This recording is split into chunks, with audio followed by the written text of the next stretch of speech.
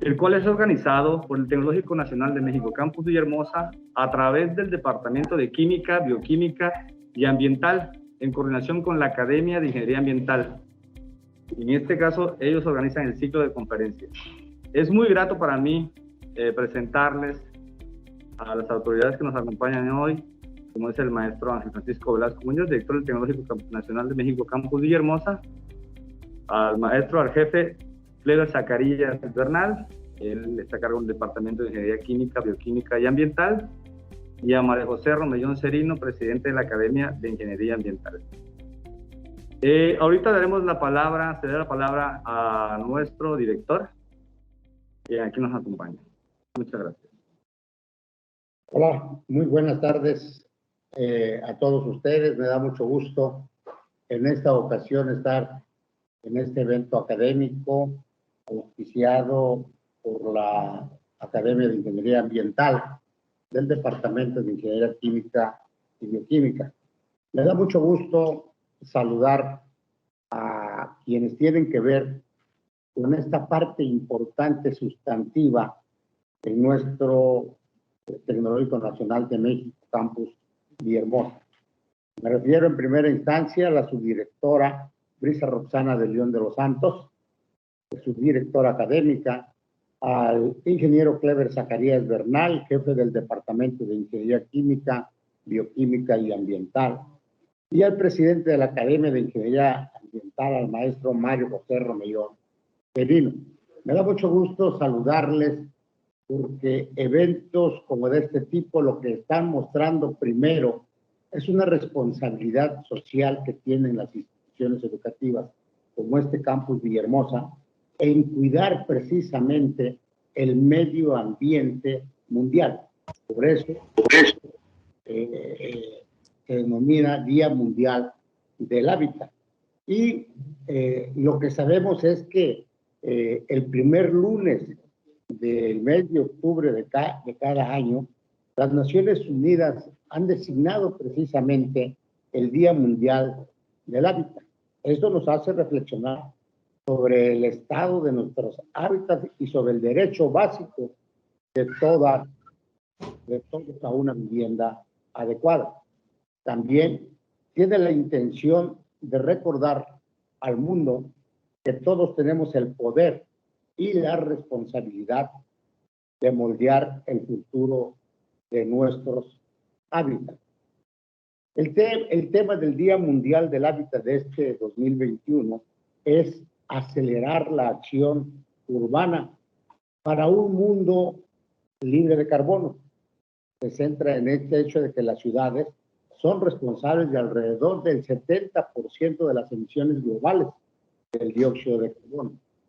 A nivel urbano, el transporte, los edificios, la energía y la gestión de residuos representan la mayor parte de las emisiones de gases de efecto invernadero en la ciudad. El hábitat, entendámoslo así, es un conjunto de factores físicos y geográficos que inciden en el desarrollo de un individuo, una población, una especie o grupo de especies determinado. Eso nos da mucho gusto de que este tipo de conferencias se lleve a cabo y qué bueno fuera que también se llevara más allá de los que están en el área disciplinar de la ingeniería ambiental. Todos los habitantes de este planeta tenemos la responsabilidad social de actuar en consecuencia y de manera positiva para preservar todo lo que es precisamente la Tierra. Sabemos que ha habido modificaciones en el clima, se habla del cambio climático, y entra por ahí un factor que se contrapone a esto, que es precisamente el concepto de sustentabilidad.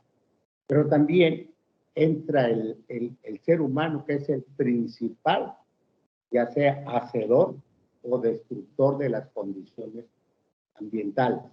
Seamos responsables para seguir cuidando nuestro planeta. Agradezco precisamente a todos los que participan, a los maestros, a la academia, al que de manera responsable, de manera ética, están participando en este tipo de eventos.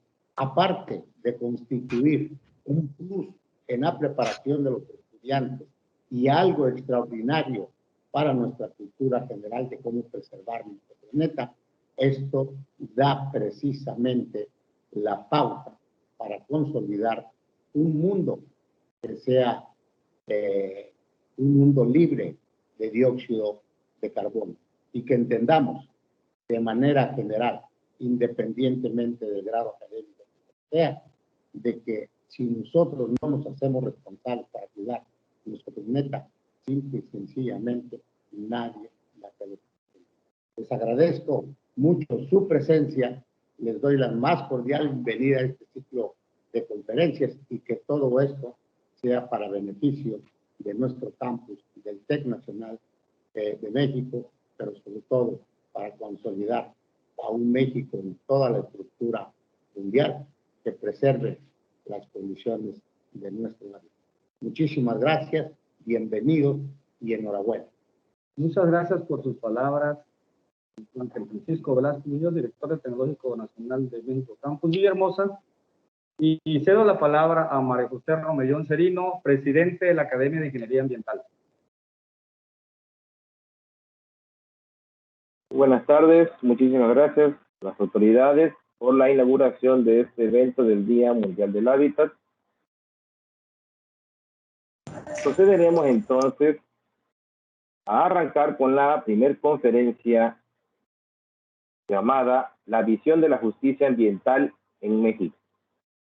Nuestro conferencista, el maestro en ciencias Leslie Irán Silva de los Santos, es maestro en métodos de solución de conflictos y derechos humanos, programa del PNPC, y estudió el doctorado en métodos de solución de conflictos y derechos humanos, también por el programa PNPC. Es abogado postulante en el despacho especializado en Derecho Laboral del licenciado Juan José Alfaro Pérez, de 2006 a 2007. Fue secretario administrativo del Tribunal Electoral de Tabasco en el periodo electoral 2012. Fue jefe del Departamento Jurídico de la empresa Protección y Seguridad Privada de Tabasco. Asimismo, es docente en la Universidad Más Educación y Enseñanza, Business University, y de la Universidad Valle de México. Es asociado del despacho jurídico Silva Lorca y Asociados.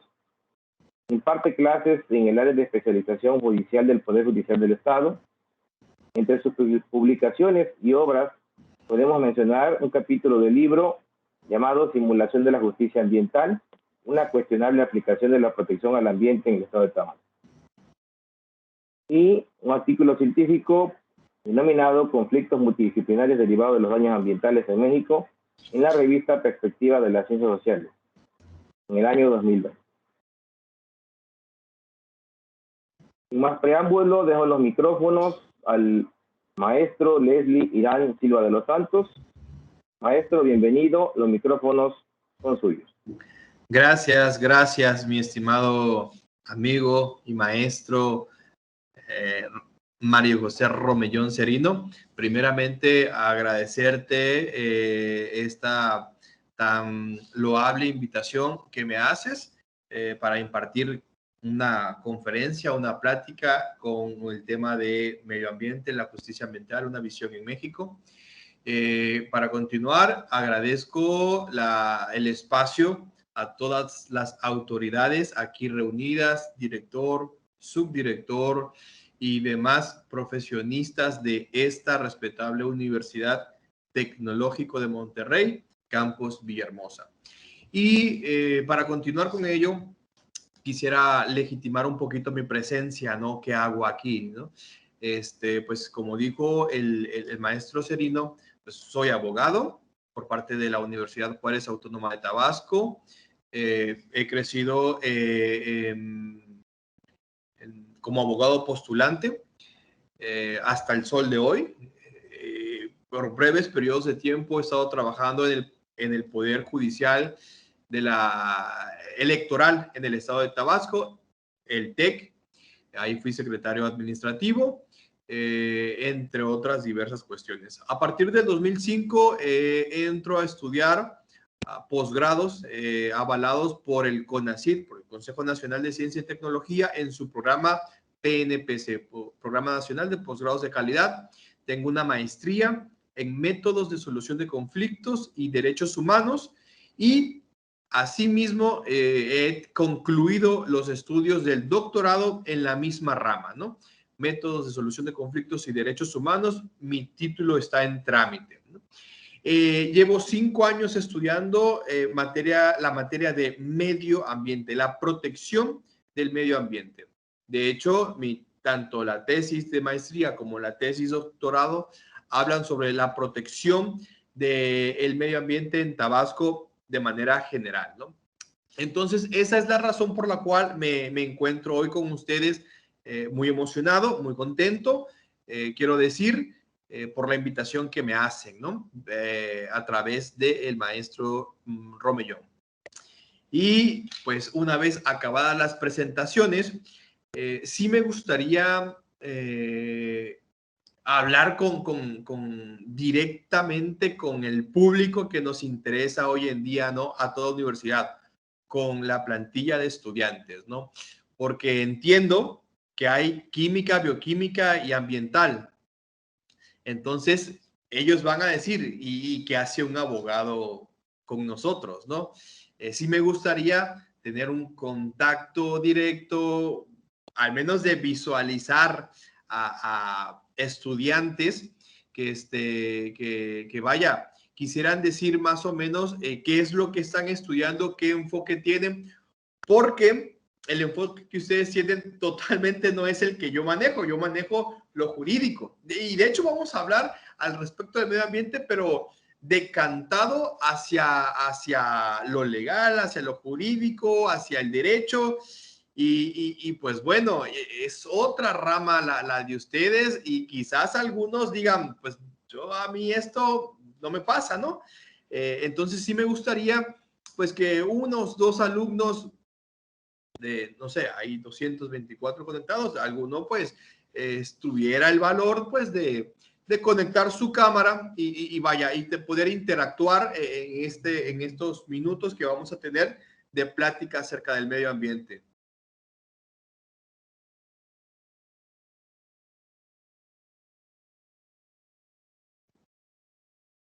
Adelante, Ángel, Daniel. Sí, bueno, muy buenas tardes, me presento, soy Ángel Mendoza Gómez, actualmente estudiante de 5º semestre de la carrera de Ingeniería Bioquímica. De mi parte, pues, lo que es la Ingeniería Bioquímica va más enfocado a lo que son los procesos desde la producción o bien la creación de uno mismo, e incluso la modificación de uno ya hecho, mejorando sus características químicas, mediante sus características químicas. Claro, siguiendo una normativa en base a la bioética, sin dañar o perjudicar a lo que es a terceras personas o incluso individuos e animales, que son ciertos cuestionamientos que todavía se siguen en juego de las prácticas en las pruebas que se hacen en animales.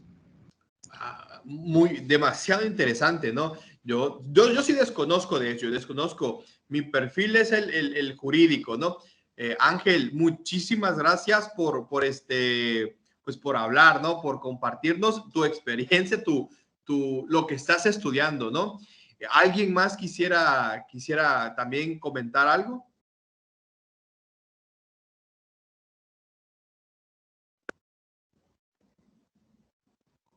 ¿Alguna otra carrera?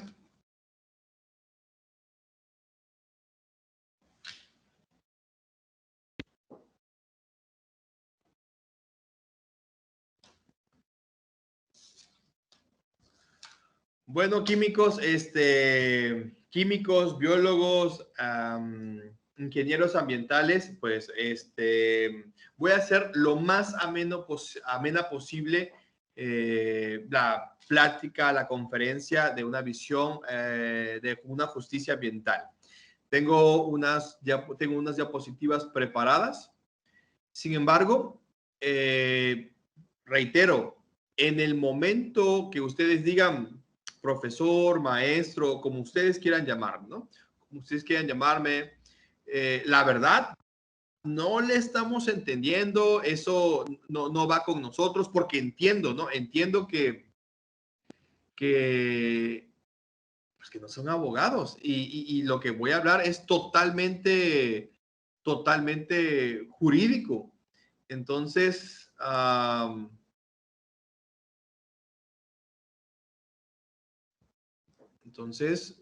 vaya, me pueden interrumpir las veces que ustedes gusten.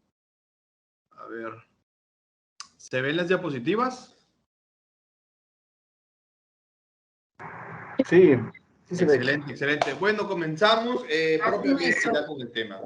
La visión de la justicia ambiental en México, ¿no? Servidor, hicimos la presentación. Ahora, metodológicamente vamos a abordar esta conferencia en 3 partes, si ustedes gustan y si nos da tiempo.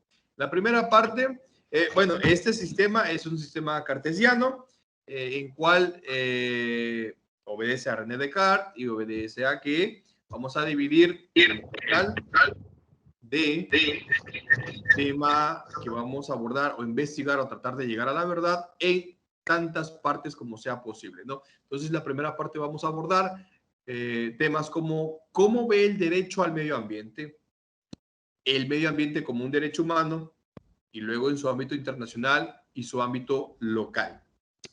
En una segunda parte vamos a abordar controversias judiciales en materia de medio ambiente.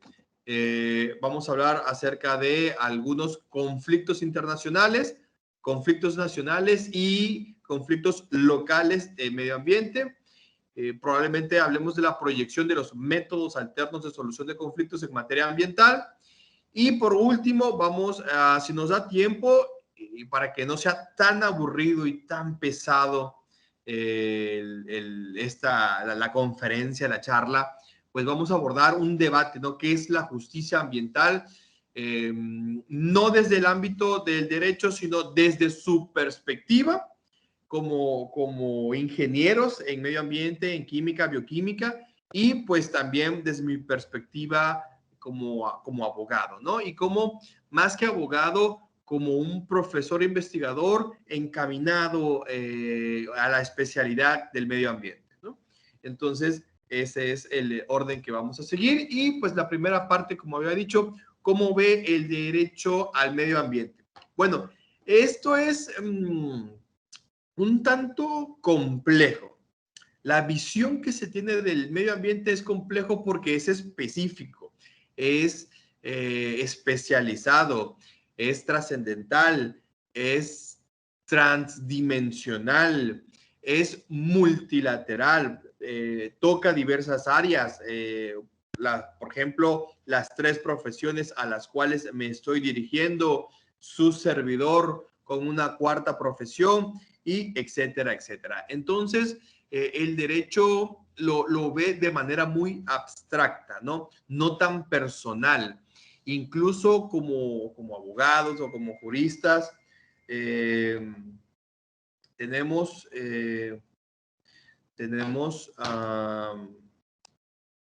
vaya, el dicho o el refrán de que toda ley es letra muerta hasta que se invoca. De ahí en fuera, pues permanece en el código, ¿no? Ahora, para tener un parámetro de dónde salir o de dónde pisar en fuerte, en claro, la visión del medio ambiente, diré lo siguiente, que la visión que tiene el Estado respecto al medio ambiente obedece a la protección específica del derecho humano a un ambiente sano, que voluntariamente el Estado ha adquirido por medio de los distintos acuerdos nacionales e internacionales en la materia. Ahora pregunto yo, ¿parece un trabalenguas esto o se entiende?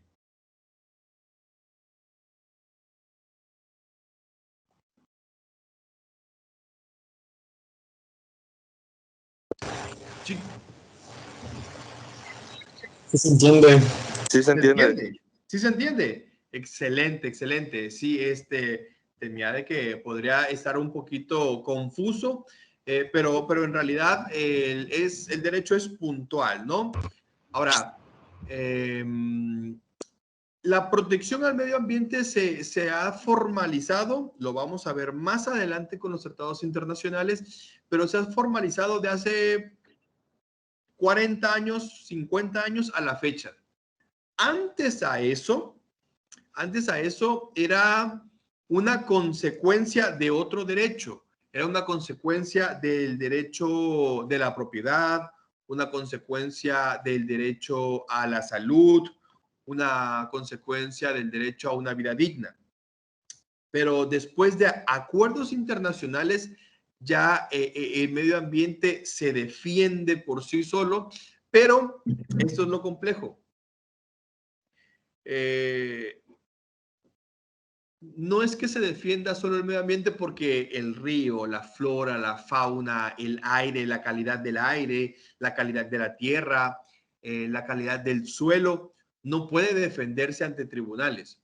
Evidentemente, alguien las tiene que reclamar, alguien tiene que decir, oigan, se está contaminando el río, oigan, los pescados se están muriendo o nos estamos enfermando por comer pescados que están contaminados. Oigan, mi producción de maíz, de cacao, lo que sea, está saliendo, no sale o no se lleva a cabo o es un mal producto derivado de la contaminación. Tiene que haber un sujeto que resienta el daño. Ese sujeto siempre será el sujeto pasivo en el derecho hablando como una norma general. Y siempre será el hombre. Hace rato comentaba el director, ¿no? Que el hombre puede ser el hacedor o el destructor del medio ambiente y totalmente de acuerdo, ¿no? Entonces, alguien tiene que reclamar las necesidades que ahora sí debe de tener o se deben de cumplir o deben de proteger respecto al medio ambiente. Entonces, el hombre es el primero que va a reclamar su derecho al medio ambiente. Y es aquí donde todo este tema de medio ambiente va entrando, como decimos coloquialmente hablando, la cuadratura al círculo, va teniendo forma, porque establecimos que el medio ambiente no va a reclamar ante un tribunal. El medio ambiente nos puede reclamar con inundaciones más grandes, tormentas más desastrosas, temporales cada vez adelantados y más violentos, o con sequías más severas, o con la destrucción de la capa de ozono. Esa es la manera o con una pandemia, evidentemente, que es lo que nos tiene aquí. Esa es la manera de cómo el medio ambiente reclama, ¿no? Reclama el daño que le están haciendo. Pero para efectos jurídicos, eso tiene que ser de otro modo. Tiene que haber un protocolo, tiene que haber un proceso. Y ese proceso lo seguimos nosotros, ¿no? Las personas, ¿no? Entonces, cae en un derecho que como debate, bueno, ya no es debate, es un derecho fundamental y es un derecho humano al mismo tiempo. Vamos a verlo más adelante detenidamente, daré ejemplos para que se entienda aún mejor, pero el derecho humano al medio ambiente, que es distinto al medio ambiente y que es distinto al al derecho ambiental, que es más hacia el área administrativa y penal. El derecho humano al medio ambiente es un derecho humano que nos pertenece a nosotros por el solo hecho de ser humanos, de tener vida, y el medio ambiente que pues ustedes lo definirán mejor que yo, que es todo cuanto nos rodea, natural o artificialmente, que es sin medio del cual no tendríamos la vida o la calidad de vida que tenemos hoy en día, ¿no? Ese sería el ambiente, ¿no? Ahora, ya establecimos que para el derecho y el Estado, aquí bien puedo poner una diagonal y decir derecho o Estado, porque el Estado es el ente abstracto, jurídico, que se le conoce como el sujeto activo. Hace ratito hablamos del sujeto pasivo, que siempre es el que resiente un daño o una afectación a sus derechos. Ahora, el sujeto activo siempre será quien lo comete. Pero en este caso, como estamos hablando de un derecho humano, el sujeto activo es el primero obligado. Por lo tanto, más que el derecho, es el Estado quien está obligado a proteger al medio ambiente. Eso es, digamos que por default protege el Estado, el ente, ¿no? Que está compuesto por 3 poderes y cada poder no puede recaer en más de dos poderes no pueden recaer en más de una persona, etcétera, etcétera, que ya es más a lo constitucional y etcétera. Pero entendemos, ¿no? Entendemos que es el Estado, que es interminable. Desde 1917, desde que nos independizamos, México es una república, sigue siendo el mismo Estado mexicano. El gobierno, por otra parte, ese sí es cambiante. El gobierno es el que está por un periodo, por un determinado tiempo y cambia. Y los gobiernos van cambiando y el problema es que no se viene continuando con un solo programa. Cada gobierno pues implementa, no quiere continuar lo que dejó el gobierno pasado, etcétera, etcétera, que tienen que ver con el medio ambiente, por supuesto, ¿no? Porque hay políticas ambientales que un gobierno crea o promueve o impulsa, que hablaremos más adelante de ello, y termina el gobierno y es como si terminara el programa, es como si ya no existiera más el medio ambiente o ese programa. Llega otro gobierno, lo olvida, lo archiva y se va con otra cosa.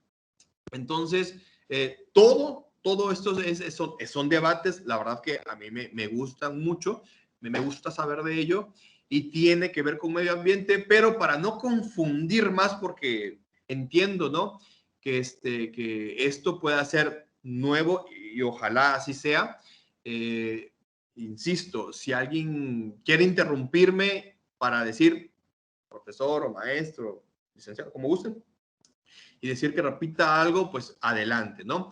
Entonces, para que quede claro, la visión del medio ambiente por parte del derecho o del Estado siempre será un derecho que le pertenezca al ciudadano, a la persona. Antes hablábamos mucho en términos de ciudadano, ciudadanía.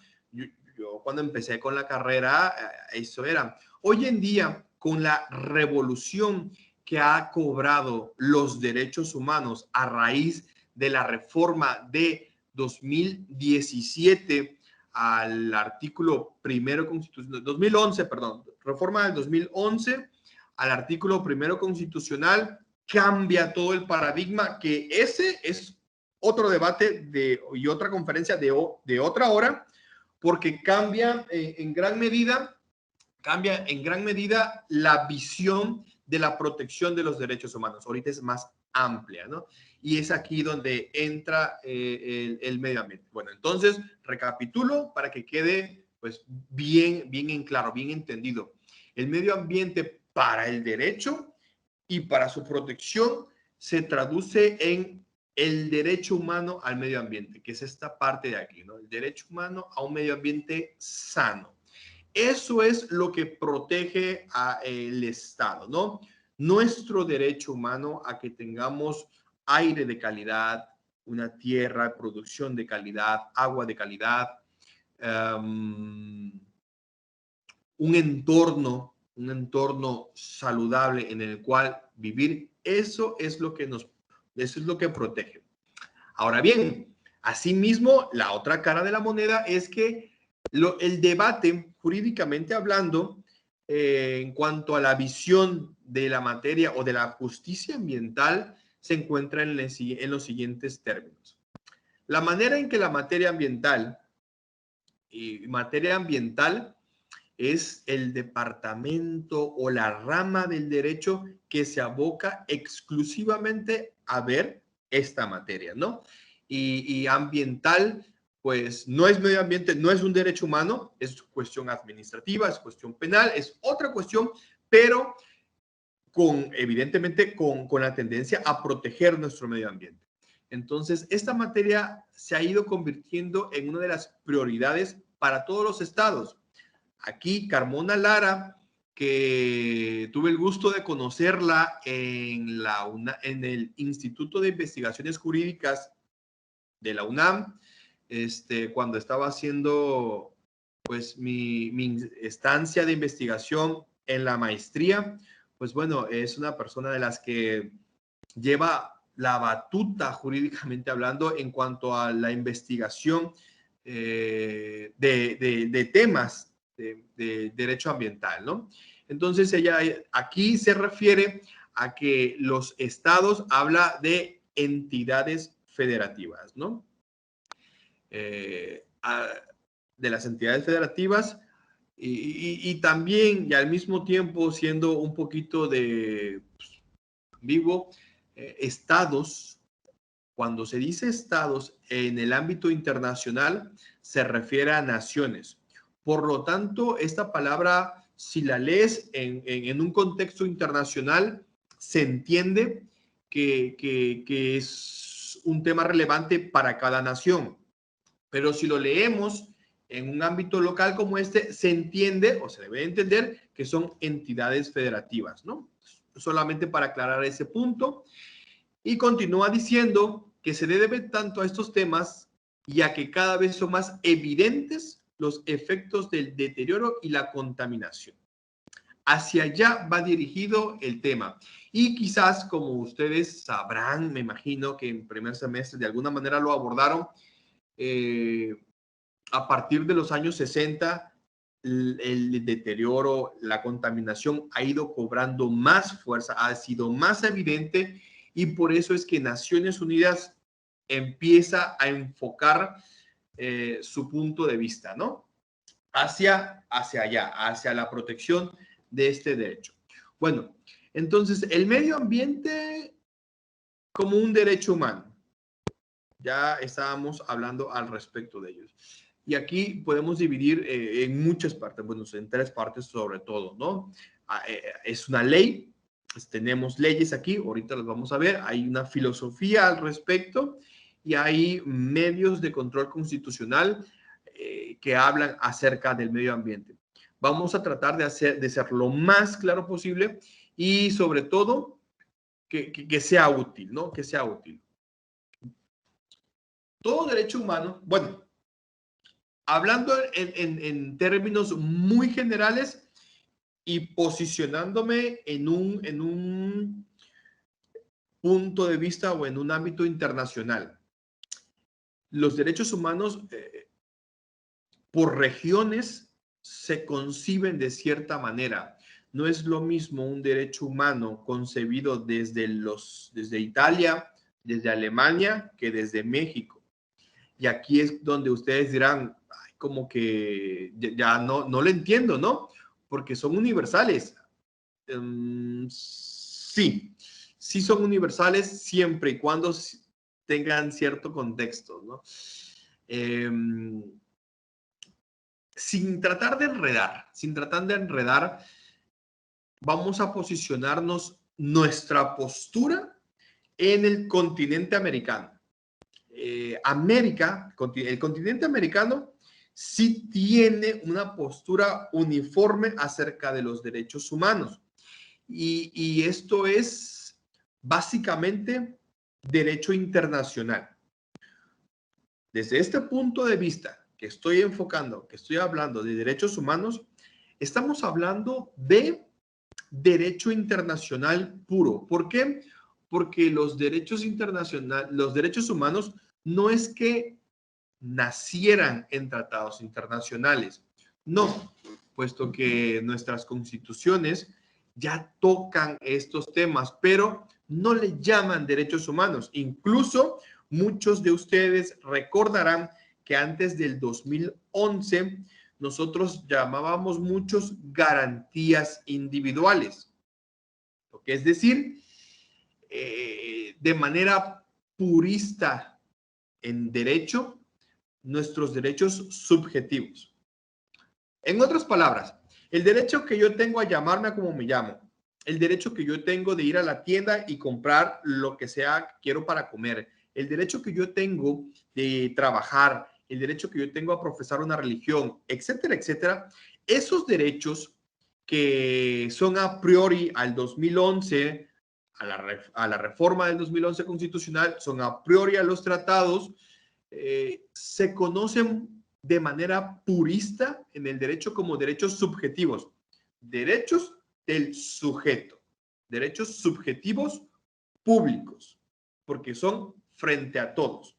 El hecho de que yo quiera estudiar bioquímica, el hecho de que yo quiera estudiar ingeniería ambiental, el hecho de que yo quiera estudiar para ser maestro, el hecho de que yo quiero formar una familia o no formar una familia, tener una religión, etcétera, etcétera, esos son derechos subjetivos públicos.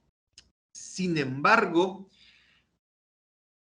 gracias a, como decía en la primera diapositiva, los acuerdos internacionales, estos derechos subjetivos públicos que tiene cada país, por acuerdo, América dice, de México hasta Brasil, vamos todos a gozar de los mismos derechos. ¿Sí? Y es ahí donde cambia o se cumple el mayor grado de protección. Porque nosotros como persona, si viajamos a Venezuela o viajamos a Brasil, al carnaval, que es el 2 de febrero, según yo recuerdo, o en enero, a principios de año, estando allá, o si viajamos a Argentina o a Perú, los derechos que tenemos aquí en México serán exactamente los derechos de los cuales podemos gozar en esos países de América Latina. Es decir, nos llevamos nuestros derechos subjetivos públicos y los hacemos frente en aquellos países. Y además gozamos de un derecho más, que es el derecho a ser migrantes, a ser turistas, ¿no? Y esto se da gracias a los acuerdos internacionales. En otras palabras, gracias a que la comunidad internacional se reúne y consensa estos acuerdos, es que una persona que vive en México puede tener negocios en Guatemala, puede adquirir su producto en Brasil y puede vacacionar en Argentina, totalmente protegido en todos esos derechos, al tránsito, al trabajo, a la recreación, etcétera, etcétera. A eso se le conoce como universalidad. ¿Sí? Ahí conlleva la universalidad. Y creo que hasta el momento, creo que va siendo entendido. Si no es así, díganmelo para que lo vuelva a explicar de otra manera. Si no es así, solamente haré una contraposición. La universalidad que comentan, por ejemplo, los derechos humanos en Alemania o en Italia, dicen que la universalidad depende de la persona, ¿no? De la persona. O sea, es universal porque todas las personas somos universales, siempre y cuando el derecho esté en la Constitución. Ese es como que la diferencia con las regiones, ¿no? Pero bueno, no vamos a entrar en ese debate, ¿no? Para nosotros, los derechos humanos son universales porque se anteponen al Estado, es decir, nosotros podemos anteponer nuestro derecho a gozar de un medio ambiente al Estado, al gobierno mexicano o al gobierno de Tabasco. Y lo podemos y debemos hacerlo de manera colectiva. Luego explico por qué.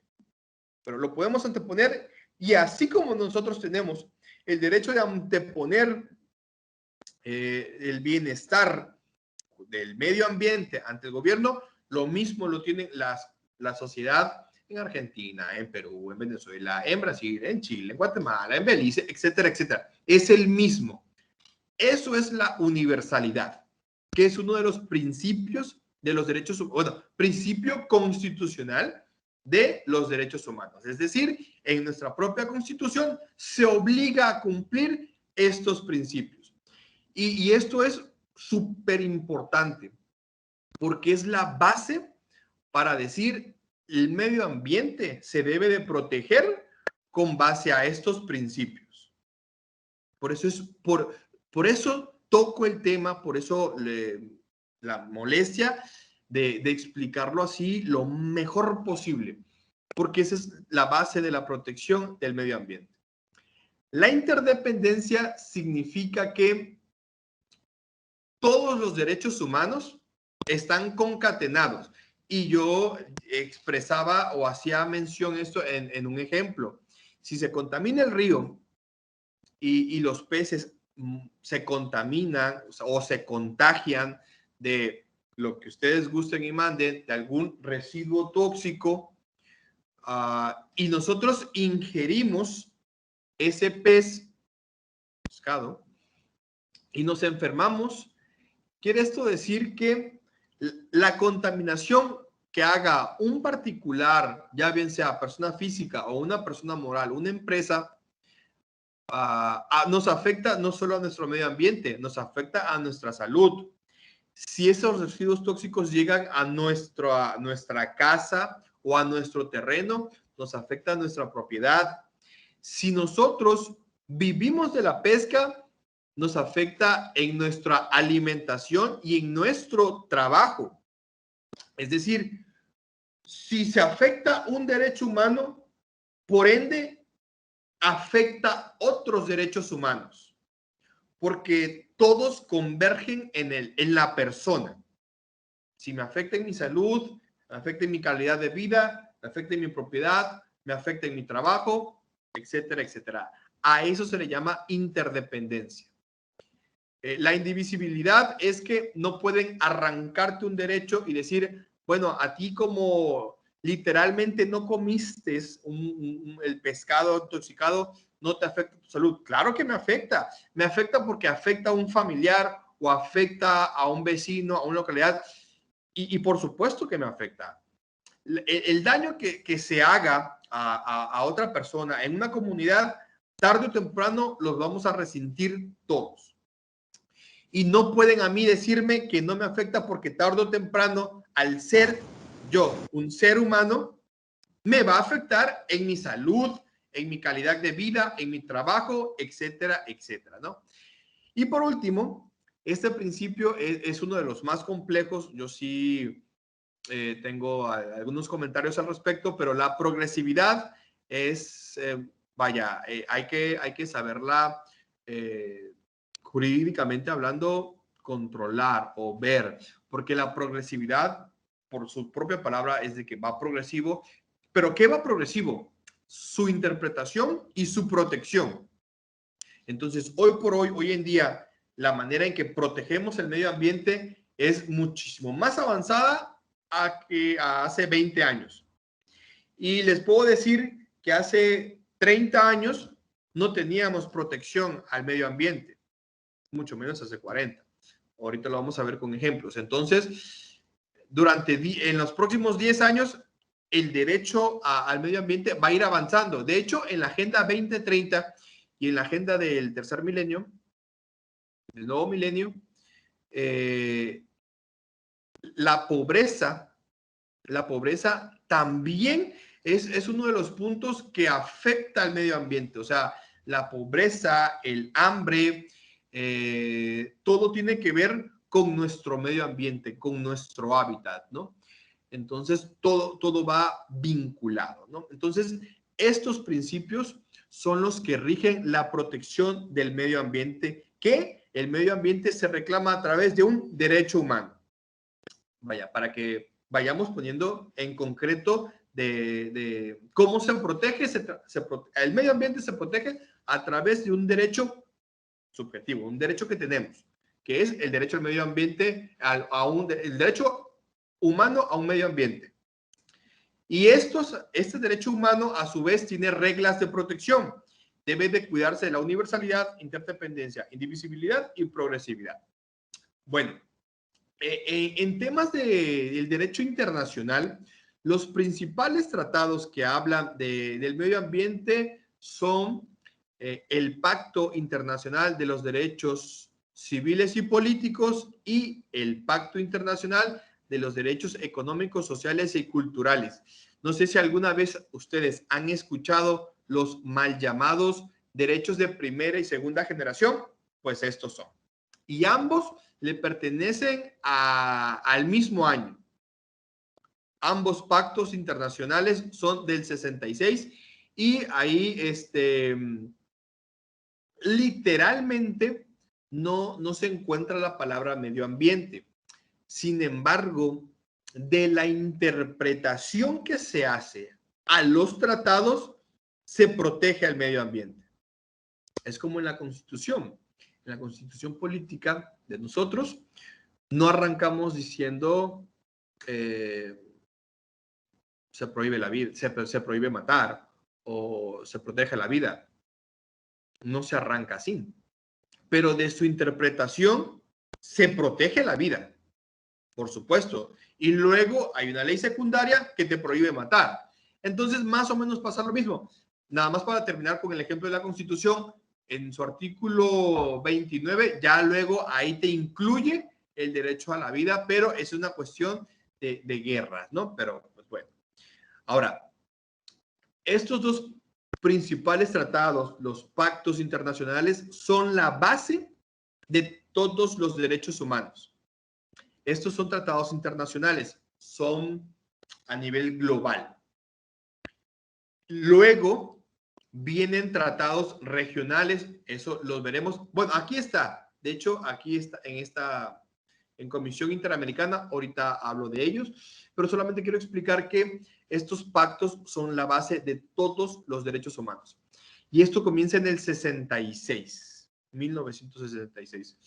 Para 1972 surge ya bueno, más que nada se manifiesta el interés de la comunidad internacional por el medio ambiente. Y se lleva a cabo la declaración del derecho humano al medio ambiente, la declaración del derecho humano al medio ambiente, Estocolmo de 72, es decir, esta declaración del derecho al medio ambiente se llevó a cabo en Estocolmo en 1972 y es más fácil de reconocer a los tratados internacionales por su nickname o por su nombre de pila o por su apodo. Entonces, Estocolmo de 72 es la piedra angular o el primer paso o el primer dato fuerte que se tiene con respecto al medio ambiente. En otras palabras, este tratado tiene como objeto el estudio y la protección del medio ambiente. De ahí, Río del 92, de ahí Río más 20, de ahí Johannesburgo y de ahí 20 tratados más, al menos, de materia trascendental del medio ambiente. Lo cual sería muy pesado verlo. O sea, solamente esto es una plática para que pues vayamos viendo el esqueleto. Como tal lo dice aquí, los principales tratados. Hasta el momento, todo va bien, se escucha bien, como estoy viendo la pantalla, no sé si hay algún detallito, algún comentario. Maestro. Sí. Buenas tardes, soy Edilberto Palma, maestro de aquí del instituto. Se escucha muy bien, nada más para comentar algo, también ahorita el último acuerdo es el Acuerdo de París sobre las emisiones de dióxido de carbono. Sí, del 2017, ahí Donald Trump, ahí Barack Obama entra, Donald Trump denunció el tratado. ¿Qué significa denunciar el tratado? Significa me retiro. Me parece que Biden va a volver a entrar al acuerdo. Me parece que sí va a entrar de nuevo, ¿no? Sí, de hecho, ¿sí? En este caso, el punto importante del Acuerdo de París es que tanto China como Estados Unidos lo están firmando. Allá, sobre Claro. todo por las emisiones de dióxido de carbono, que estos países son los mayores productores. De hecho, todos los gases que produce China afectan directamente a Estados Unidos. Por eso Estados Unidos tiene que estar muy interesado ahí directamente. Claro, Solo mi debe. comentario. Sí, sí, sí. Y fíjate que fue un debate muy, muy importante, muy comentado. De entrada, el Acuerdo de París, su misión era recolectar, creo que $1.000 millones aproximadamente. Dicho sea de paso, llegaron 192 países, o sea, tuvo un récord, un rating de asistencia impresionante. Como siempre, México estaba ahí y México dijo que sí iba a cooperar. Dos, Barack Obama entra, pero Donald Trump lo denuncia. ¿Y a razón de qué? Bueno, lo comento porque el principio de esta conferencia, de este evento, hablaron sobre las emisiones y Donald Trump dio un argumento quizás un poco no creíble, pero válido hablando de derecho. Dio el argumento de que ese acuerdo limita la producción industrial de Estados Unidos, y eso es evidente. Pero el hecho de limitar esa producción limita el trabajo de los ciudadanos estadounidenses. Por lo tanto, el acuerdo violaba el derecho al trabajo o el derecho que tiene todo el mundo a trabajar. Y dice, yo no puedo ir en contra del derecho al trabajo de las personas. Yo no puedo limitarles su obra, su producción. Entonces, hasta ese punto, vaya, un argumento, vamos a pasárselo como sólido. Vamos a pasarlo jurídicamente hablando, un argumento sólido. Luego, todo se le viene abajo, para mí, cuando empieza a decir que no existe el cambio climático. Porque eso alegaba Donald Trump, que no existía el cambio climático. Yo creo que ahí todo el argumento para denunciar se le viene abajo, pero bueno, solamente para ponerlo en contexto, ¿no? Que es necesario para proteger el medio ambiente conocer su derecho, qué es lo que se puede y qué es lo que no se puede. Entonces, es válido, o sea, son debates que nosotros no nos toca ver, pero debemos de conocer. Adelante, maestro, ¿iba a comentar algo? No, nada más, gracias por la observación. No, a usted, maestro Edilberto y maestro Romellón, ahí que me lleve el tiempo para ver cuánto tiempo tengo para ir planeando el tiempo de mis diapositivas. Bueno, entonces estamos en esta diapositiva. La ONU, evidentemente, es el primer órgano no gubernamental internacional que habla al respecto, ¿no? De hecho, es quien organiza. Pero los importantes son estos, perdón, el PNUD y el PENUMA, ¿no? Que son los principales organismos o comités o programas de Naciones Unidas que hablan acerca de la protección al medio ambiente y sobre el desarrollo sustentable, ¿no? Entonces, esos son los principales programas. Ahora, aquí, Comisión Interamericana de Derechos Humanos, ya viéndolo bien, está mal planteado aquí. ¿Por qué? Porque sí es jurisdiccional la comisión. Tanto la comisión como la corte. Explico tantito para que ustedes anoten esto si le es de su interés. El sistema interamericano de justicia, que evidentemente su nombre lo dice, es para América, para el continente americano. salvo 9 honrosas excepciones.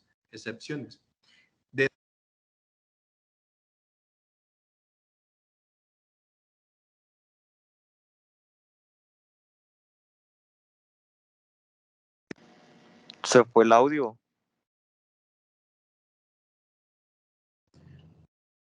Maestro, parece que se le fue el audio. Sí, parece que fue el audio. Okay. Sí. Se me había ido, perdón, disculpen. Gracias. Gracias por esto. Bueno, entonces, vale, recapitulo aquí. Aquí le hacía un comentario. Fíjense que ya viendo bien la diapositiva, este punto aquí, esta comisión está mal ubicada. No es un órgano internacional no gubernamental. En realidad, es jurisdiccional. ¿Por qué? Porque existe en el continente americano, en esta región del mundo, un sistema. Está el sistema americano o interamericano, está el sistema europeo, está el sistema africano, que ese es el que menos he estudiado, y tenemos asiáticos y Rusia pertenece a Europa. Son los grandes sistemas, ¿no?, que hay de justicia. Ahora, cada quien con su cada cual. El sistema interamericano está compuesto de dos partes. La primera, que es la Comisión Interamericana de Derechos Humanos, y la segunda, que es la Corte Interamericana de Derechos Humanos. Ahora bien, no voy a llevarme mucho tiempo en explicarlos porque igual y no es el interés, no es el agrado, no es la materia. No es la materia el explicar el sistema interamericano. Lo que sí voy a explicar es cómo trabajó el sistema en esta materia de medio ambiente. Bueno, resulta que Colombia o Puerto Rico le hacen una consulta a la comisión. La comisión actúa como verbigracia nuestra Comisión Estatal y Nacional de Derechos Humanos. Vas y te quejas, ¿no? La propia comisión no tiene efectos sancionadores, pero sí tiene efectos de fiscalía. Es decir, va y después de que investiga la queja y cuando encuentra elementos, sí presenta una denuncia. Bueno, es el mismo sistema en lo internacional. Entonces, en este caso, la comisión no le llega una queja, le llega una consulta. Le llega una consulta en cuanto al ámbito de protección que debe tener el Estado para con el medio ambiente. Y dice, ok, va, yo te voy a responder. Yo te voy a dar el grado de protección, a explicar el grado de protección con respecto al medio ambiente. ¿Y qué es lo que hace? Hace una opinión consultiva, una OC 2317. O sea, es la opinión consultiva número 23 del año 2017. Y en ella da impresionantemente los detalles del grado de protección del medio ambiente. Y aquí solamente puedo decir, por ejemplo, reafirmar lo que dije en un principio en cuanto a quién es el primer sujeto obligado de protección ambiental, es el Estado. O sea, no le busquemos más. Hay otras convenciones, hay otros comentarios y bien lo dicen, y es cierto, ¿no? Todos vivimos en un mismo ecosistema, en un mismo hábitat, o todos hablando de una comunidad en específica. Comunidad, vamos a ponerle indígenas, o comunidad urbana, o comunidad de una nación determinada, ¿no? Pero vivimos en un tipo de hábitat y todos estamos a la suerte del hábitat, lo que es decir, si lo cuidamos, tendremos una buena calidad de vida, pero si lo destruimos sus recursos naturales, destruimos su flora y su fauna, tarde o temprano vamos a resentir eso, ¿no? En nuestra calidad y en nuestra en nuestro estilo de vida. Y vaya, la Comisión Interamericana de Derechos Humanos, ¿qué es lo que hace? Nada más para explicar tantito. Aparte de que estudia, le pregunta a la Corte, a los jueces, a los magistrados de la Corte Interamericana, su opinión al respecto, y la comisión emite una convocatoria a cada país. Le dice, oye México, oye Belice, oye Guatemala, oye Brasil, oye Argentina, a todos los países de los cuales forma parte. O al revés, la totalidad de esos países forman el sistema interamericano. Pero a cada uno le pregunta, oye, ¿tú qué entiendes o qué dice tu constitución o cómo ves tú la protección al medio ambiente? Y derivado se lo dice a los estados, se lo dice a las comisiones, a las distintas comisiones nacionales de derechos humanos que hay en cada país, y se lo pregunta, en este caso concreto hablando, se lo pregunta a cada organismo internacional o organismo no gubernamental que hable de medio ambiente, como Greenpeace, por ejemplo. Entonces, a ellos le preguntan, ¿qué entiendes tú por la protección al medio ambiente? Y vaya, uno de los primeros acuerdos es que el primer obligado a proteger y cuidar es el Estado. ¿Por qué? Porque se le dio la facultad, se le dio la potestad, etcétera, etcétera, ¿no? Entonces, eso es vaya, otro punto muy fuerte a nivel internacional en cuanto a la protección del medio ambiente se trata. Esta OCE, esta opinión consultiva 23-2017, ¿no? Y aparte, reciente. O sea, 5 años, 4 años, 4 años. 4 años. Entonces, es como que obligado, ¿no? Y pues bueno, podríamos hablar más, pero el tiempo apremia. Ahora, hablando de la justicia ambiental, decía yo, es como transnacional. Es decir, al ser un derecho humano, al tener el carácter de universal, el medio ambiente, que en algún momento se le conoció como derecho de tercera generación, porque la cuestión del medio ambiente puede afectar 1, 2 o más países al mismo tiempo. Vaya, aquí jurídicamente hablando, hago una demostración, ¿no? De que en otros países también tienen incorporado en su constitución la protección al medio ambiente. Quizás ellos le llamarán de otra forma, pero aquí hay algo muy claro. No solamente el derecho humano al medio ambiente, a gozar de un medio ambiente sano, se encuentra en un tratado internacional, sino que también se encuentra en las distintas constituciones que hay en América Latina. Y arranco con este ejemplo porque, vaya, es anterior a nosotros, ¿no? La Constitución de la República Federativa de Brasil, ¿no? Esta la incorporó en 1988 y lo que me sorprende es hasta dónde fue en su articulado. Pero bueno, ese es otro detalle. Hasta el 225, pero bueno, ahorita luego lo voy a contraponer con la Constitución de México, porque hago ese comentario.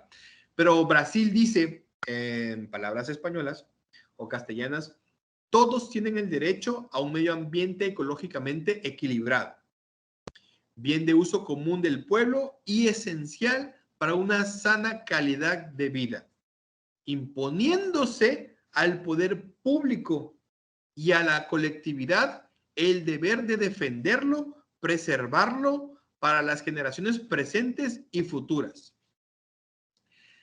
Creo que es un artículo sumamente completo. Creo que no dejó nada ambiguo. Creo que puso las piezas a como deben de ir. Y desde 1988. Dicho sea de paso, en 1988 se llevó a cabo una reunión, un comité de información a nivel internacional que se le llamó el informe Brundtland. En ese informe, Brundtland, una mujer, una doctora ella, no era abogada, era ambientalista. Ella crea, no crea, sino que ella expone por primera vez el término desarrollo sustentable. Y esto sí es un boom bueno, al menos para los que estudiamos esto, porque es la primera vez que tenemos formalmente hablando, lo que es decir, documentalmente hablando, donde aparece el término de desarrollo sustentable. Precisamente lo que Brasil dice en el mismo año. Defenderlo y preservarlo para las generaciones presentes y futuras. Eso es el desarrollo sustentable. Vaya, a nivel internacional hay una regla, hay una, vamos a decirle una mística, es un tratado de cómo nos tratamos o cómo se tratan los países. Ningún país puede obligar a otro país a hacer algo que no quiera. Ningún país es superior a otro, al menos teóricamente hablando o formalmente hablando, ¿no? No se puede. Que haya patadas debajo de la mesa, eso es, no lo niego, aunque no tengo pruebas, pero no lo niego y es tema de otro debate. El punto es que ningún país puede obligar a otro. Sin embargo, hay ciertas leyes de decoro. Hay una ley, hay un artículo que se encuentra en un tratado, no tiene que ver con medio ambiente, pero es se llama el derecho de los tratados. Es decir, si ya le prometí yo a México, a Brasil, a Perú, que voy a hacer tal acción o que no voy a hacer tal acción, yo tengo que cumplirlo. Porque ya hago un tratado, ya hago un acuerdo de buena fe. Eso se llama, bueno, aparte de llamarse tratados de buena fe, cumplir de buena fe, tiene su nombre en latín, pero en este momento se me ha escapado el nombre. En un ratito me acuerdo, ¿no? Pero el punto es el informe Brundtland dice que debemos nosotros los países que independientemente del giro que tengamos, es decir, hay países petroleros, hay países mineros, hay países que obtienen recursos a través de la tala, de la pesca o de la minería o de la extracción de petróleo, de hidrocarburos, etcétera. O sea, ningún país puede decir, oye, no lo hagas. ¿Por qué? Porque cada país es totalmente independiente y autónomo. Pero independientemente de eso, debemos de ser conscientes que lo que hagamos para sobrevivir como país, llámese minería, llámese extracción de hidrocarburos, de presas hidroeléctricas, de etcétera, etcétera, debemos de hacerlo de una manera medida, controlada. ¿Para qué? Pues para precisamente preservarlo y defenderlo para que nuestra generación y las generaciones venideras puedan disfrutarlo. ¿Sí? Entonces, eso es lo que Brundtland en su informe dijo y le acuña el término de desarrollo sustentable.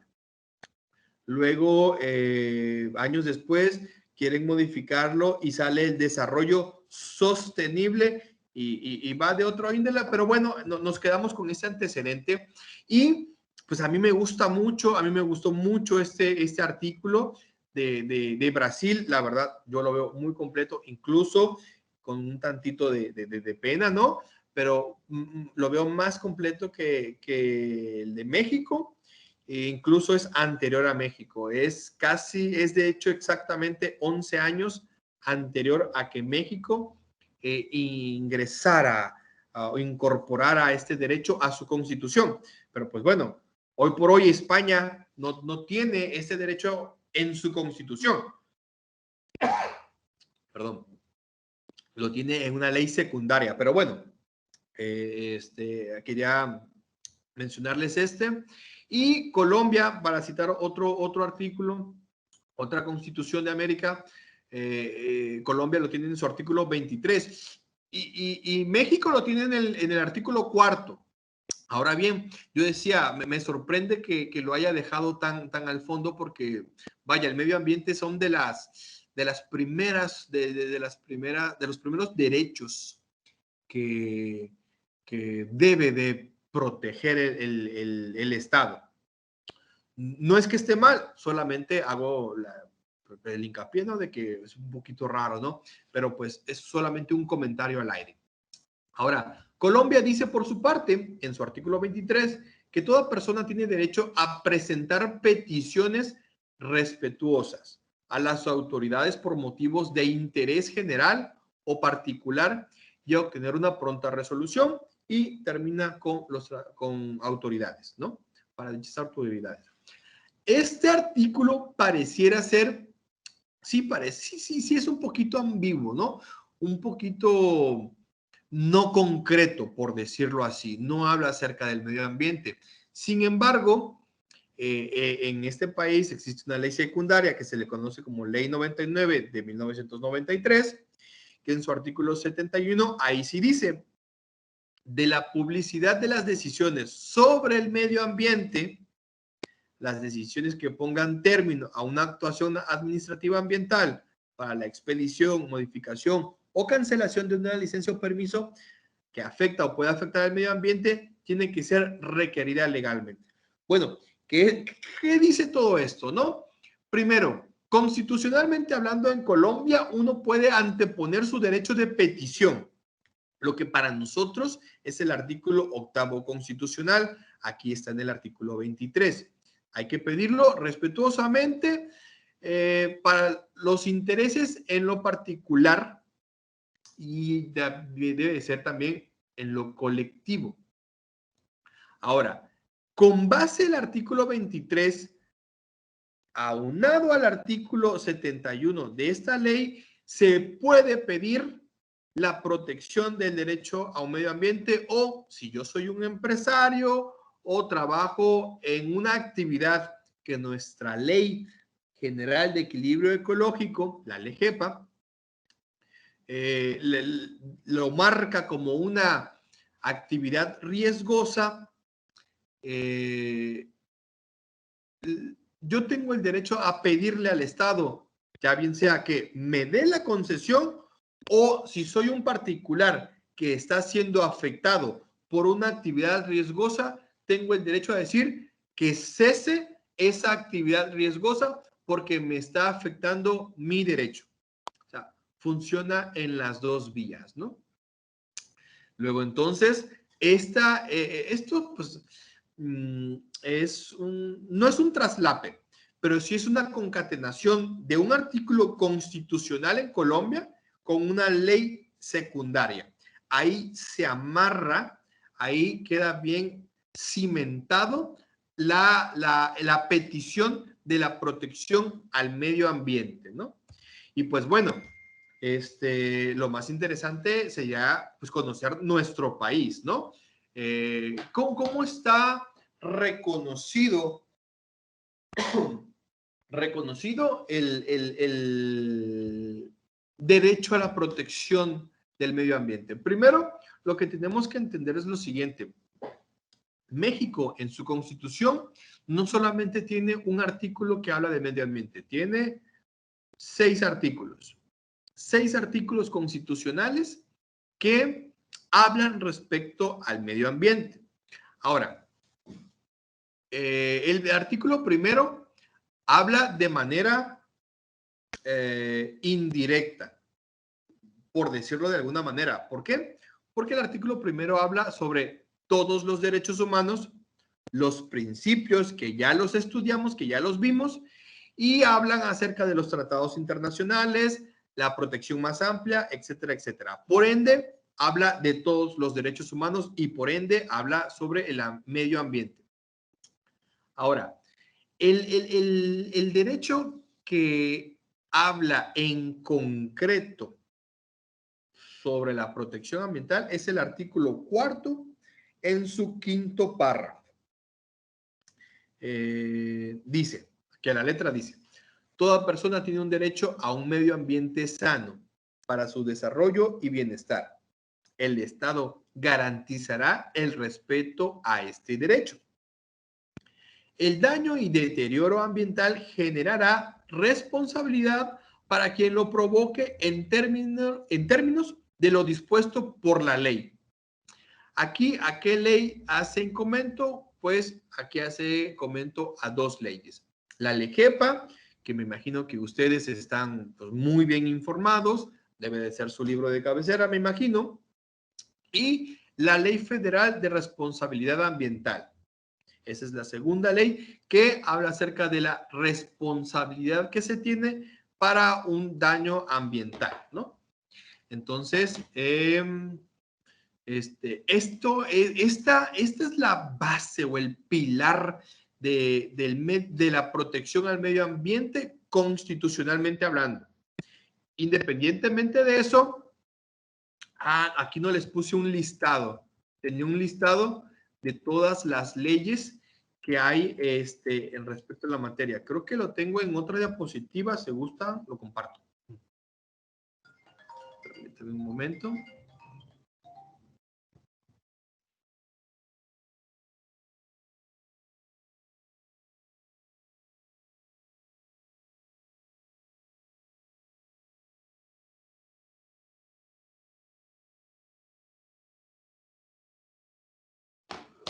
Ok, disculpen, continúo, prosigo.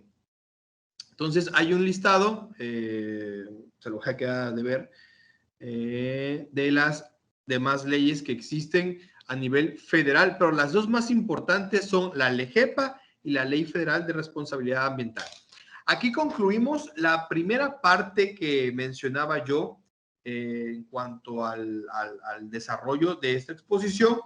Y hablaremos muy de grosso modo en esta segunda parte acerca de las controversias en materia del medio ambiente. Bueno, primero que nada, ya les había explicado cómo funciona el sistema interamericano. Más o menos, ¿no? Acuérdense que el sistema interamericano está compuesto por 2 organismos, por 2 entes, o por 2 instancias, como ustedes quieran llamarle. Una, la llamada Comisión Interamericana de Derechos Humanos, que funge como las comisiones estatales y nacionales de derechos humanos que tenemos aquí. Y la segunda, que es la Corte Interamericana de Derechos Humanos, que fungiría como un juzgado, como un tribunal, sin tener más instancias. Es un tribunal solamente. Entonces, todas las quejas que cualquier pueblo, cualquier nación o cualquier ciudadano, sobre todo ciudadano, quiera interponer ante el sistema interamericano, tiene que entrar forzosamente por la comisión. La comisión investigará si hay violaciones graves a derechos humanos. De ser cierto ello, la comisión ya no actuará como una comisión investigadora, sino que actuará como una fiscalía. En otras palabras, actuará como una parte. Será como los abogados de oficio de las personas que acudieron a denunciar esa violación, ¿no? Entonces, así a grosso modo, esa es la manera de funcionar de la Corte del sistema interamericano. Tenemos dos entes, la Comisión y la Corte. La Comisión primero investiga y de cerciorarse que hay una violación grave de derechos humanos, acusa y la Corte es la que juzga. Esa es la manera de operar. Entonces, todos los casos que ustedes escuchen en lo sucesivo, que la Corte Interamericana de Derechos Humanos haya sancionado, operó de la misma manera. Primero la comisión y luego juzga la Corte. Va. Luego, entonces, en el 2010 pasó que el pueblo de Guatemala, bueno, un pueblo maya en Guatemala denuncia, ¿qué? Pues denuncia medidas de precaución. Oiga, vaya, hay una empresa que se llama Empresa Montana que está realizando explotación minera y eso nos está causando un impacto ambiental. Y no solamente es el impacto ambiental, sino que nuestra vida, nuestra salud, etcétera, etcétera, ¿no? Y la Corte aquí, voy a leer la resolución que fue otorgada la medida cautelar, es decir, cesó momentáneamente las actividades de la empresa Montana. O sea, trabajó al servicio del pueblo maya, lo cual es un gran acierto. Pero quisiera comentarles este otro caso de Luna López en contra de Honduras. Fíjense, aquí ya no es un pueblo, aquí ya no es una comunidad, sino que aquí esta persona que fue activista en pro del medio ambiente, vaya, se vio forzada bueno, fue amenazada por ser activista en pro de los derechos, del derecho al medio ambiente. Entonces, esto podríamos entrar en un debate de que si es amenazas, de que si es daños, etcétera, etcétera. Se va perdiendo la cuestión ambiental. Sin embargo, fíjense, la Corte dice, la Corte recuerda que existe una relación innegable entre la protección del medio ambiente y la realización de otros derechos humanos, principio de interdependencia. Lo que yo decía hace un momento, de los derechos humanos, y que el reconocimiento del trabajo realizado por la defensa del medio ambiente y su relación con derechos humanos cobra mayor vigencia en los países de la región, lo que observa un número creciente de denuncias por amenazas, actos de violencia y asesinatos de ambientalistas con motivo a su labor. Es decir, ya aquí el pronunciamiento no solamente, vamos, si nos vamos por, como decimos en lo penal, por el delito más grave, podría ser violencia, asesinatos, amenazas, y al último podremos dejar medio ambiente. Lo cierto es que a este nivel estamos hablando de violaciones a derechos humanos y todos tienen la misma jerarquía, ¿sí? Y ahí entra el derecho humano al medio ambiente, su protección. Ahora, tan solo en México del 2017 para acá tenemos casos como el Río de Sonora, que una empresa, la verdad, en este momento no me acuerdo del nombre, contaminó el río de Sonora y vaya, y han hecho denuncias, pero aquí, contrario sensu, en la Corte, la justicia ha sido un poquito más lenta. Igual en el caso de Constellation Brands. Constellation Brands es una marca de cervezas que estaba en Baja California y que hizo aquí pues se acaparó del agua. Lo mismo que el conflicto ambiental en San Cristóbal, que el caso de la Nestlé, y conflictos socioambientales en Oaxaca y asesinatos de activistas. Estos son los principales conflictos, me gusta manejar la palabra conflictos porque tienen solución. Controversia es como que un poquito más de pleito, ¿no? Aquí si se quisiera, se podría llegar a arreglos, ¿no? El punto es que la justicia en México es un poquito lenta para hacer justicia, ¿no? En Tabasco tenemos casos como el caso Agua Blanca en Tabasco, Pantanos de Centra y el caso Pozo Terra. Quizás todos los conozcan por el perfil que manejan, pero por ejemplo, en el caso de Agua Blanca se tenía un decreto de los años 90 que era un área natural protegida. Y luego se cambia eso a zona de veda y disminuye la protección.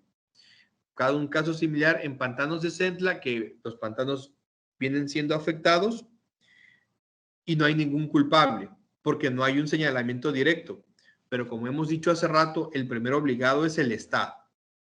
Entonces aquí hay, como digo yo en otro artículo, una cuestionable aplicación del derecho ambiental o de la justicia ambiental.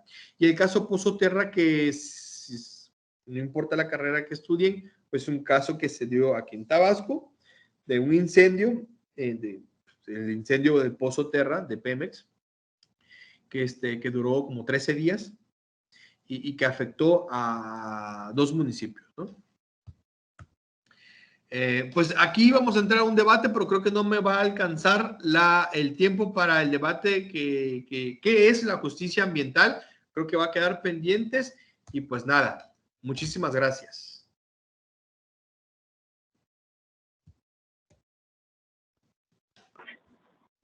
Muchas gracias, doctor Leslie. Una conferencia muy interesante. Vemos aplausos virtuales por todos lados. Gracias, gracias.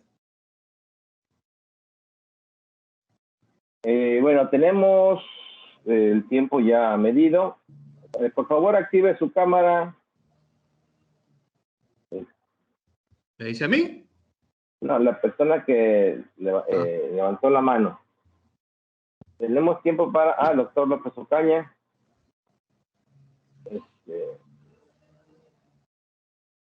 Tenemos tiempo para 2 preguntas. Adelante, adelante. Primera pregunta, ¿cómo se llama? ¿Cómo se llamó la obra?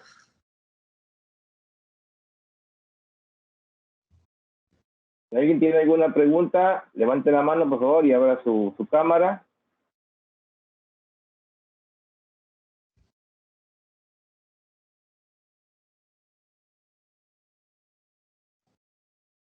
Adelante, Daniel. Adelante, Daniel.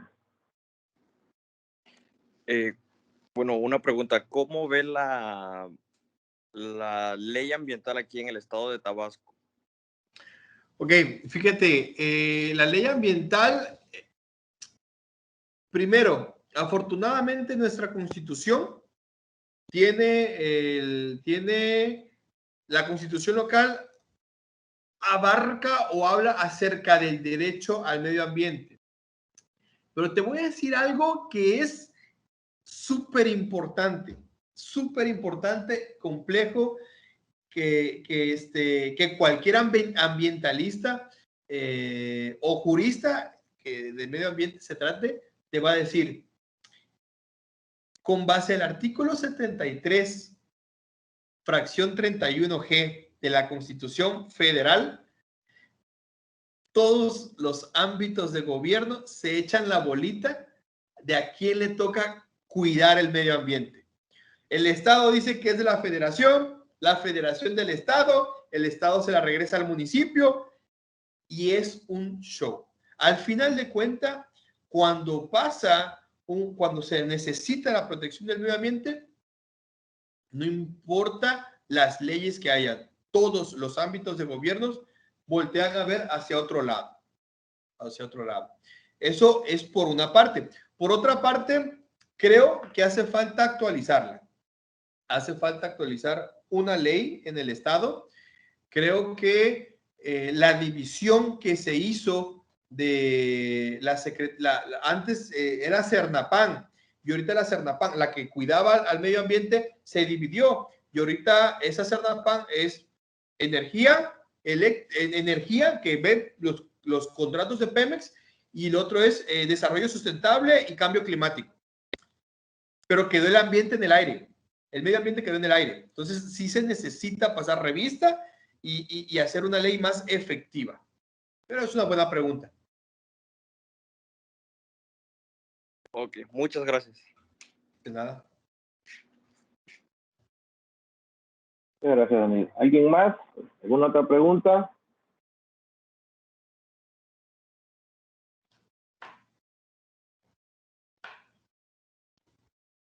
Miguel Ángel, adelante, abra su cámara, por favor.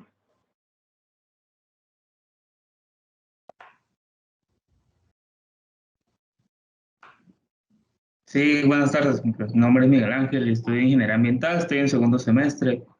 Referente a lo que decía mi compañero de cómo veía las leyes ambientales aquí, pues yo creo que aunque pongan una ley que diga, pues tiene que hacerse esto con el ambiente, pues los tabasqueños o como se quiera ver el ser humano, no la va a cumplir porque ciertamente yo tengo aquí un vecino en mi casa, ¿no? Limpia a un lado su casa, pero en lugar de desechar bien las basuras o las cosas que saca, se le hace más fácil venir y quemar las cosas. Así que aunque pongan una ley que diga, se tiene que hacer esto, si no hay alguien que haga que se cumplan, pues no serviría de nada. Tienes totalmente razón. Mire, hay un dato de la Suprema Corte de Justicia. Existen aproximadamente 67 convenios o tratados internacionales de los cuales México forma parte. ¿Cuántos se cumplen? Hacia la perfección. O sea, no, si se cumpliera, tuviéramos otra situación con el medio ambiente. O sea, también como abogado litigante, sí puedo decir que podrán haber las leyes que quieran, pero el que va a violar la ley, no importa dónde venga escrito, la va a violar. O sea, no importa. Y ahí es una cuestión más personal, más cultural que de ley. Déjame decirte, en ese punto sí hay que hacer la observación. Es una cuestión cultural, personal, más que de ley. Ahí sí estoy de acuerdo contigo y yo creo que acabas de dar el ejemplo idóneo. Gracias, Miguel. Ahí. Tenemos los micrófonos, la maestra María Teresa Cisneros.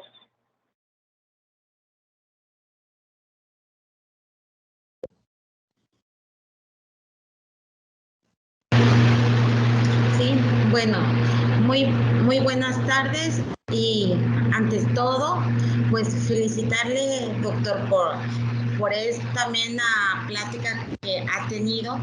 Y mi pregunta es, la Procuraduría, pues sabemos que prácticamente es donde se llevan a cabo todos los casos, ¿no? Y por ahí, en fin, que se le da solución al final. Pero la inquietud es que, por ejemplo, yo doy la materia de contaminación ambiental y, por ejemplo, siempre vemos los gráficos de que existe contaminación en todas partes. Pero, ¿qué se ha hecho si ya, por ejemplo, ahorita ya las personas ya tienen miedo en denunciar? Y algo que usted comentaba hace ratito, sí, y me llamó mucho la atención cuando mencionaba usted el artículo segundo de la Constitución mexicana, en la fracción quinta, donde dice que nosotros debemos, en este caso, de conservar y mejorar nuestro hábitat. Pero, ¿qué está pasando con toda esta problemática que vemos hoy en día? Muchos asentamientos en terrenos o partes que anteriormente eran como vasos reguladores, y el gobierno ha estado dando como auge más que nada para hacer fraccionamientos. ¿Qué está pasando con ese hábitat que tenían, en este caso, la parte acuífera, la fauna? ¿Qué ha pasado? Si ya vemos que día a día se están extinguiendo tantos reptiles, tantas aves, entonces eso es preocupante. Es preocupante tanta deforestación. Otra pregunta para mí sería, ¿hay realmente denuncias acerca de esos tipos de invasión y deterioro hacia nuestro medio ambiente? Perdón, ¿me puede repetir lo último? Sí. ¿Realmente hay alguna denuncia en relación a la deforestación de nuestro medio ambiente hacia la Procuraduría? ¿Qué tanto ha hecho o qué tanto ha indagado la Procuraduría? Si ya la gente tiene miedo, por ejemplo, a denunciar toda esa problemática, ¿no? Usted hace rato mencionaba un punto muy importante, o sea, hay tratados internacionales, nacionales, pero solamente quedan escritos, ¿no? Mas no se hacen cumplir en relación a lo que comentaba aquí un alumno, ¿no? O sea, ¿qué tanto sirve en este caso las leyes aquí en nuestro estado? ¿Se están cumpliendo realmente? ¿No se están cumpliendo? Bueno, son muchos paradigmas, ¿no? Que se tienen en mente. Eso es todo, doctor. Y felicitarlo por la gran plática que ha tenido hacia nosotros, hacia los estudiantes. Sí, porque esto básicamente nos motiva, ¿no? A seguirnos preparando y que básicamente los muchachos tienen, en fin, la vocación de la ingeniería ambiental más que nada. Gracias, doctor. Muy amable. Pues primeramente, y voy a comenzar con lo último, gracias a ustedes por invitarme. Si no me hubieran invitado, pues de nada de esto, vaya, no nos hubiéramos dado cuenta de la inquietud y viceversa, ¿no? Gracias una vez más por invitarme al maestro Romillón. Y pues bueno, por una parte. Por una segunda parte, hoy sí vamos a comenzar por la primera pregunta en cuanto a los asentamientos irregulares. Fíjese, ese es un tema, creo que los dos son de interés político. Si uno le dice al gobierno en cuanto a ese tema, el gobierno va a contestar, es que yo no los mandé a asentarse allá, por eso son asentamientos irregulares. Llega la gente, se posiciona en un terreno que no está apto para habitar, ¿y cómo los corro? Si los corro, se me vienen encima porque están reclamando un lugar para vivir. Y así hay ciertas cosas, por un lado. Ahora, hay otros ejemplos contrarios al que he dicho. Por ejemplo, Plaza Altavisa. Todos sabemos que Plaza Altavisa era un, ¿cómo se le llama? Una cuenca, tiene su nombre específico. Un vaso regulador. Era un vaso regulador, uno de los tantos que había aquí. Villahermosa se rellena y ahí inundan otras partes. Aquí es el interés político guión económico. Es el interés económico que le gana a la protección del derecho ambiente, tal cual, con todas sus letras y subrayado. El gobierno sabe lo que está haciendo y contesta, bueno, vamos a hacer lo siguiente, vamos a hacer una plaza que sea acuífera, que sea friendly, como dicen ahorita, con el medio ambiente. Y sobre la marcha, tapan ese proyecto y hacen lo que gustan, ¿no? Y como uno reclama. Es muy difícil ganarle al gobierno porque tiene todas las instancias para ellos. En los juzgados te bloquean, no avanzas, económicamente nos superan. Entonces es muy difícil pelear contra el gobierno. ¿Por qué? Porque el gobierno, desafortunada o afortunadamente, una de las cosas en las que está pensando ese ente es captar recursos. A nivel federal y a nivel nacional, el gobierno piensa en cómo hacerse de dinero. Por eso los impuestos van porque van, por eso vas a la cárcel por evasión fiscal, por eso cada vez necesitamos más contadores y podemos seguir hablando. O sea, el gobierno va por el dinero. Y hacer dinero es a través de negocios, y los negocios superan a la protección del medio ambiente. Solamente cuando tienen el agua hasta el cuello es que dicen, vamos a frenarnos. Solamente que ya el problema se ha rebasado es que le ponen un freno, ¿no? Entonces, así en cuanto a asentamientos irregulares, es una moneda con dos caras. Es una donde la propia ciudadanía se pone en peligro al irse a un lugar que se inunda, que no es para habitar, y la otra cara es que el gobierno utiliza esas áreas para los negocios. Porque ustedes sabrán más que yo que los vasos reguladores, ahí hay plazas comerciales. Bueno, eso es una pregunta. Y la segunda, en la Procuraduría, en la Profepa. La Profepa, si no le das 5 litros de gasolina, no van a ir a tu casa a inspeccionar. Desafortunadamente es así, ¿no? Es un tema netamente jurídico, pero de la calle. Es de que tienes que hacerle como hacerle en la fiscalía. Tienes que ir con tu abogado, tienes que tener recursos y que ese abogado se mueva y te, ¿cómo decirlo? Que te ayude a mover esa instancia, ¿no? Pero de que ellos trabajen solo por como debiera ser, como una fiscalía especializada en materia de medio ambiente. No, hay muchos pero. No, porque fíjense, y con esto termino, como decía al principio, el río no viene y se queja, el aire no viene y se queja, la tierra no viene y se queja. Solamente nos quejamos hasta que se nos afecta. Solamente es ahí que hay una denuncia. Y cuando pasa eso, la fiscalía pues opera como las demás fiscalías. Entramos en el mundo del derecho. Y pues yo creo que ahí pues con eso me despediría yo por esta ocasión. Gracias, doctor, muy amable. Gracias a ustedes. Maestro Romellón. Muchísimas gracias, doctor Leslie.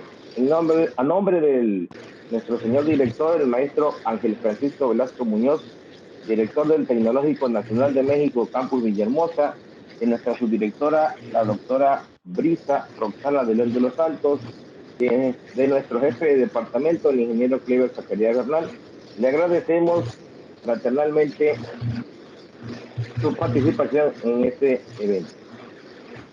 Asimismo, agradecemos la asistencia de todos los compañeros docentes, jefes de departamento, personal de apoyo y estudiantes de las diferentes carreras de nuestro amado tecnológico. Muchísimas gracias. Los invitamos a continuar a los asistentes a las demás mesas de los siguientes del evento que se están llevando a cabo en este momento. Doctor Leslie, muchísimas gracias. Gracias a ustedes. Hasta luego. Hasta luego.